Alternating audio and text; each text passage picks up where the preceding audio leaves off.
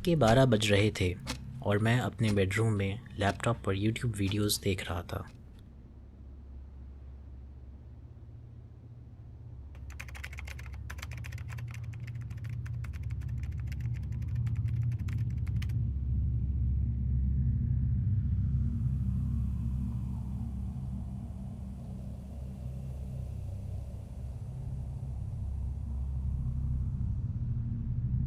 तभी मेरा ध्यान अचानक से फ़ोन की तरफ गया। मैंने देखा कि मुझे किसी ने टेक्स्ट मैसेज किया है। वो मेरा दोस्त बेन था। हेलो यार, मैं तुम्हारे घर के बाहर खड़ा हूँ, क्या तुम दरवाज़ा खोल दोगे?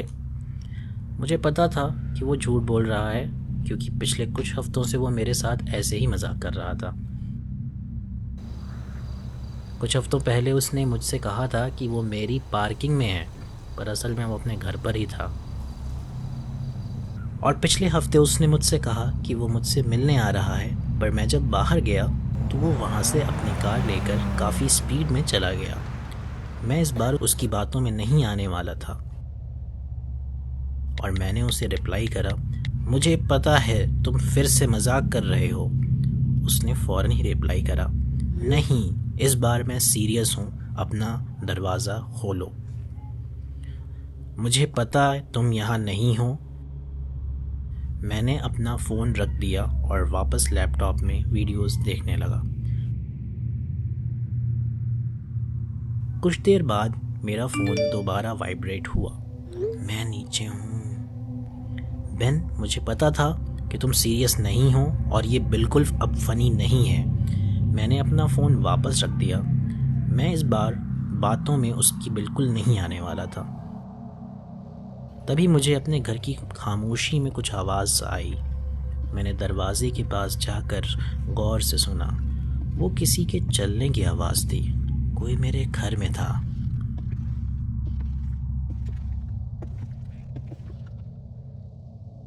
मैंने फ़ौरन अपना फ़ोन लिया और बेन को मैसेज किया, व्हाट द फक, ये कैसा मजाक है? वो फुटस्टेप्स अभी भी आ रही थी।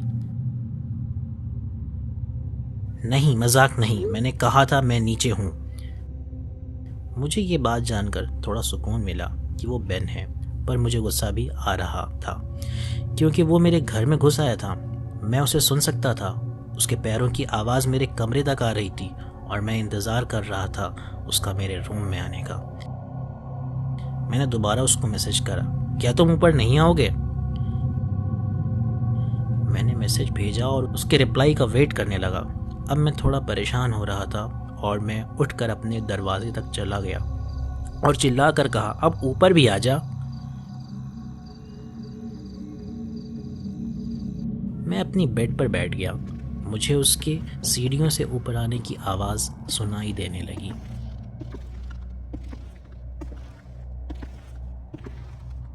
फिर मेरा फ़ोन वाइब्रेट हुआ। वो बेन का मैसेज था।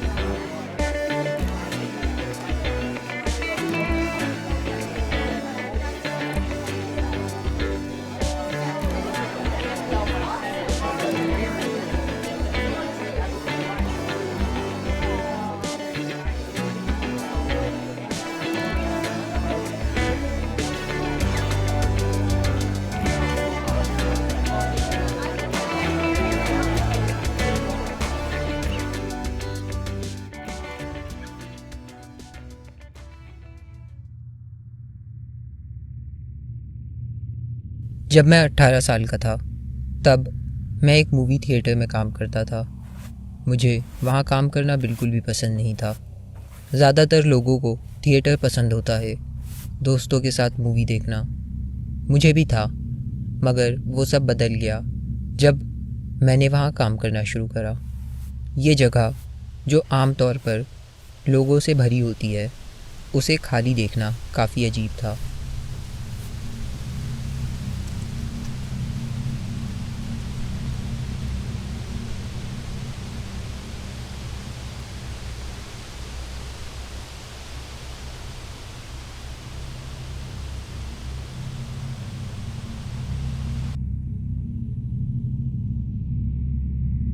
ये कहानी एक वीकेंड की है, जब मेरी बारी थी थिएटर का सारा वेस्ट बाहर फेंकने की।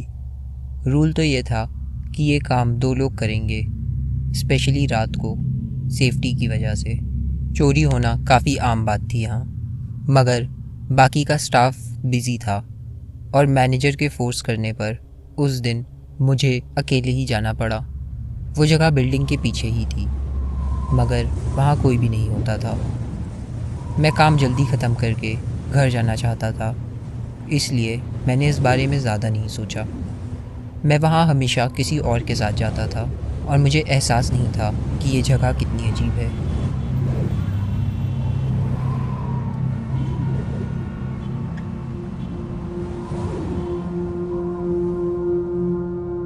जब मैं पलटा तो वहाँ एक आदमी था। मुझे पता नहीं वो वहाँ कब आया। मैंने उससे वहाँ से जाने को कहा। वो जगह सिर्फ एम्प्लॉयज़ के लिए थी, मगर वो मेरी तरफ बढ़ने लगा।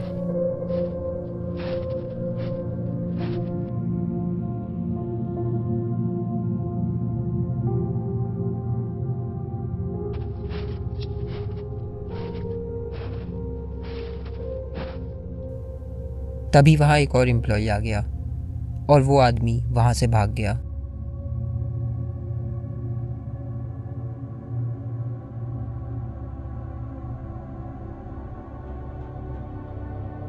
मैंने उसे बताया कि अगर वो टाइम पर नहीं आता तो पता नहीं वो अजीब आदमी क्या करता।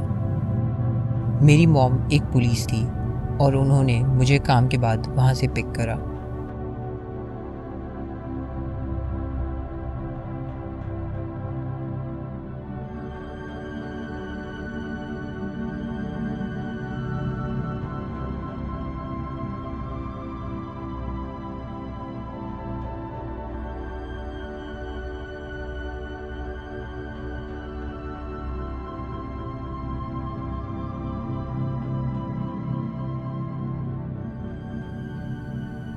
मैं उनके साथ पुलिस स्टेशन गया।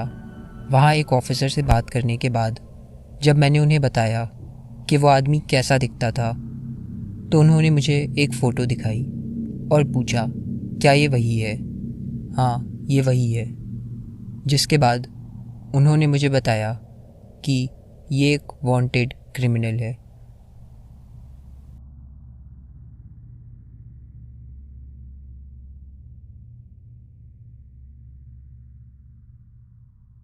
कुछ टाइम बाद मैंने वो जॉब छोड़ दी और आज भी मुझे थिएटर जाना पसंद नहीं।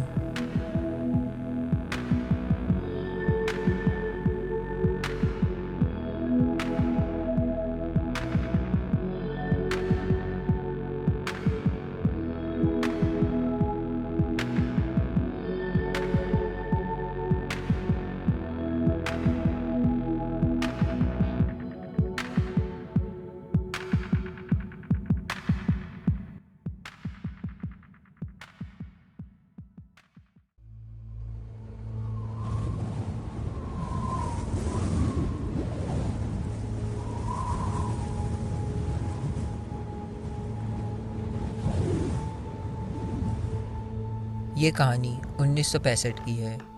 एक काफ़ी बूढ़ी विधवा औरत अकेले रहती थी। वो चल फिर नहीं सकती थी, इसलिए वो हमेशा अपनी व्हीलचेयर में होती थी।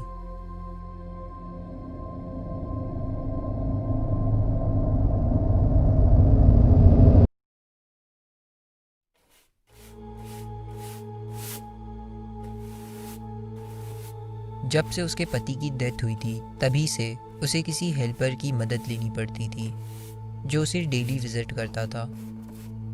उस औरत का घर 2 फ्लोर्स का था जो एक काफ़ी पुरानी सीढ़ियों से कनेक्टेड था और उसे ऊपर या नीचे जाने के लिए हेल्पर की मदद लेनी पड़ती थी। एक दिन पुलिस को उस बूढ़ी औरत ने कॉल करा और बताया कि उसके घर में मर्डर हो गया है। जिसने खून करा था वो वहाँ से भाग चुका था और उन दिनों पुलिस की कमी होने की वजह से क्राइम सीन पर सिर्फ डिटेक्टिव को भेजा गया।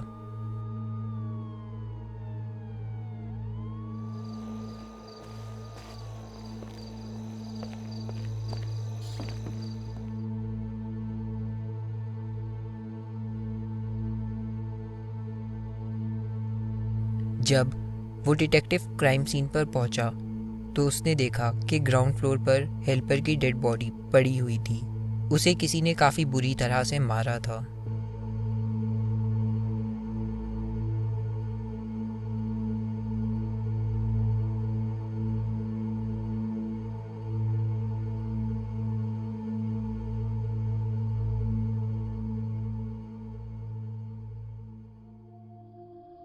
वो बूढ़ी औरत फर्स्ट फ्लोर पर अपनी व्हीलचेयर में बैठी थी।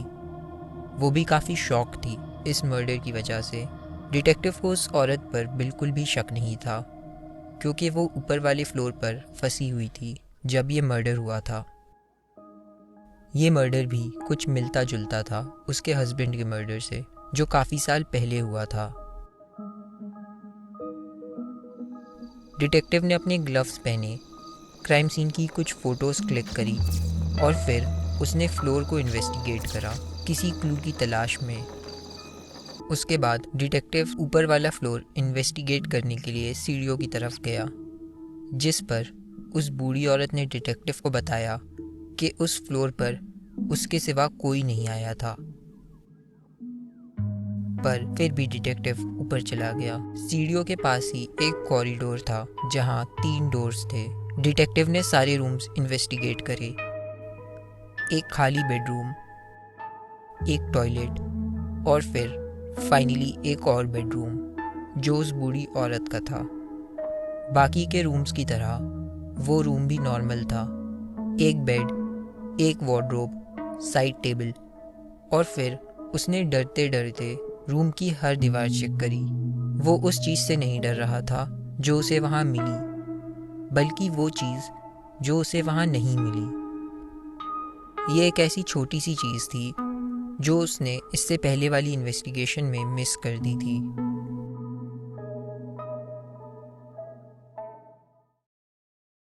ऊपर वाले फ्लोर पर कोई फ़ोन नहीं था।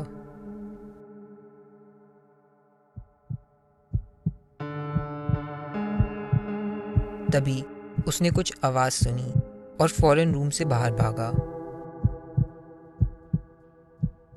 मगर वो व्हीलचेयर अब खाली थी।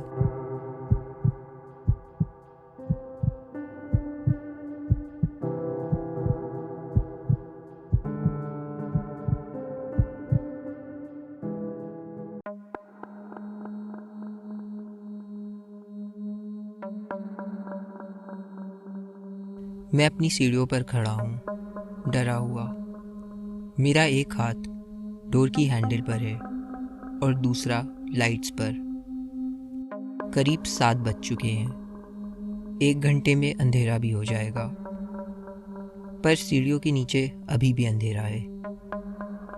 मुझे वहाँ कुछ दिख तो नहीं रहा, मगर मैं जानता हूँ वो चीज़ जो मेरी सीढ़ियों के नीचे रहती है मुझे देख रही है। उसकी सफ़ेद आंखें जो कभी झपकती नहीं और उसके लंबे दांत। मैं जानता हूँ वो इंतज़ार कर रहा है मेरे लाइट्स ऑफ करने का। मुझे पता है कि ये सच नहीं है। अगर ये सच होता तो मैं उसे देख पाता। ये जानते हुए भी मैंने लाइट्स ऑफ नहीं करा। वो मेरी ही बनाई हुई चीज़ थी जो मेरी सीढ़ियों के नीचे रहती है। मेरा इमेजिनेशन हमेशा से ही काफ़ी एक्टिव था। मैं बचपन से ही ऐसी चीज़ें इमेजिन करता था जिनके कुछ रूल्स भी होते हैं। जैसे वो आदमी जो गाड़ी के पीछे भागता है पर वो सिर्फ अंधेरे में भाग सकता है, या फिर वो दोस्त जो मेरे अलावा किसी को नहीं दिखता, और या वो मॉन्स्टर जो इंतज़ार कर रहा है सीढ़ियों के नीचे पर वो हिल नहीं सकता जब तक लाइट्स ऑन है। मुझे पता नहीं मैंने कभी ये चीज़ें इमेजिन करना क्यों नहीं रोका। सिर्फ मैं ही हूँ जिसे पता है कि वो क्या कर रहा है, क्योंकि मैंने उसे बनाया है। सबसे अजीब बात ये है कि वो सिर्फ इसलिए एग्जिस्ट करता है क्योंकि मैं उसे सोचता हूँ। कुछ हफ्ते और महीने ऐसे भी होते हैं जब मैं उस बारे में नहीं सोचता, मगर सिर्फ एक ख्याल और वो वापस वहीं होता है। कभी कभी मुझे लाइट्स ऑफ करके दरवाज़ा बंद करने में देर भी हो जाती है, मगर कुछ नहीं होता। मैं जानता हूँ वो यहीं रहता है मेरे साथ, पर उसने कभी मुझे मारने की कोशिश नहीं करी। पर मैं ये भी जानता हूँ वो मुझे मार सकता है।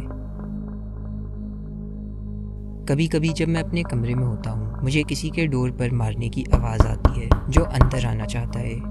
ये सबसे मुश्किल चीज़ है, ये एक्सेप्ट करने में कि वो चीज़ असल नहीं है। पर कई दफ़ा जब मेरे कुछ दोस्त मेरे घर पर थे तो उन्होंने भी ये आवाज़ सुनी थी।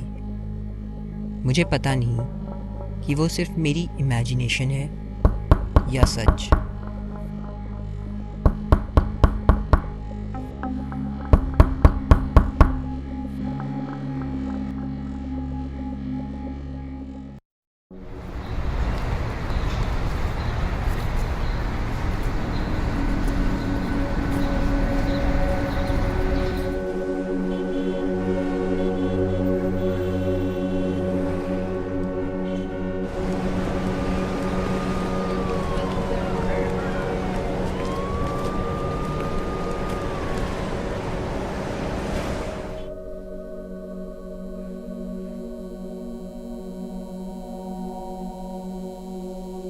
ये तब की बात है जब मैं यूनिवर्सिटी में था और मैं हॉस्टल में रहता था।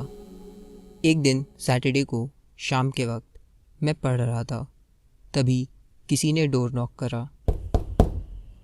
वो मेरे कुछ दोस्त थे। उन्होंने मुझसे पूछा कि क्या मैं उनके साथ मूवी देखने चलूँगा। मैं काफ़ी थक चुका था और मैंने उन्हें मना कर दिया।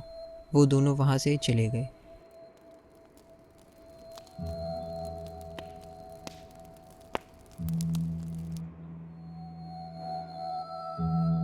मैं अपने रूम में जाकर फ़ौरन ही सो गया। अचानक मैं अपनी बॉडी में नहीं था, मैं हवा में था।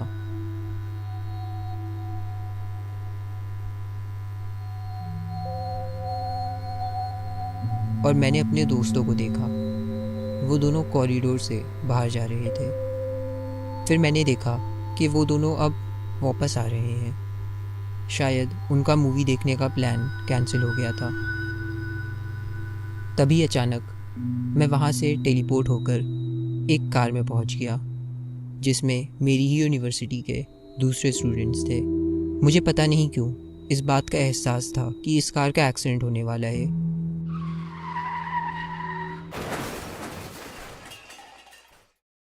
और तभी मेरी आँख खुली और मैं वापस अपने कमरे में था।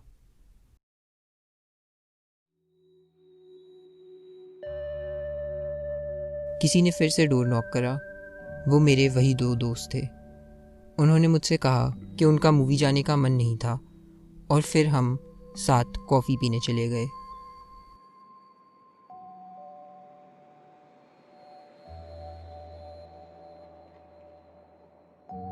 वो स्टूडेंट्स जिन्हें मैंने कार में देखा था वो वापस नहीं आए। उनकी कार का एक्सीडेंट हो गया था। ये काफ़ी अजीब सपना था।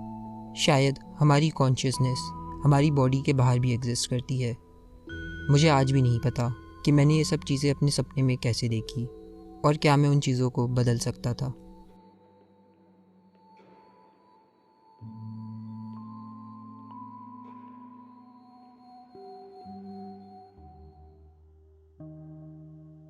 गाइस, आई होप आपको वीडियो पसंद आई होगी। अगर आपको हॉरर स्टोरीज़ पसंद है तो मैं चैनल पर हर वीक एक नई स्टोरी अपलोड करता हूँ। अगर आपके पास भी कोई हॉरर स्टोरी है जो आप शेयर करना चाहते हो तो सेंड इट टू मी और मैं कोशिश करूँगा उसे रिक्रिएट करने की। तो अगर वीडियो पसंद आई हो तो लाइक और सब्सक्राइब कर देना। कोई सजेशन हो तो कमेंट में छोड़ देना। Thanks for watching.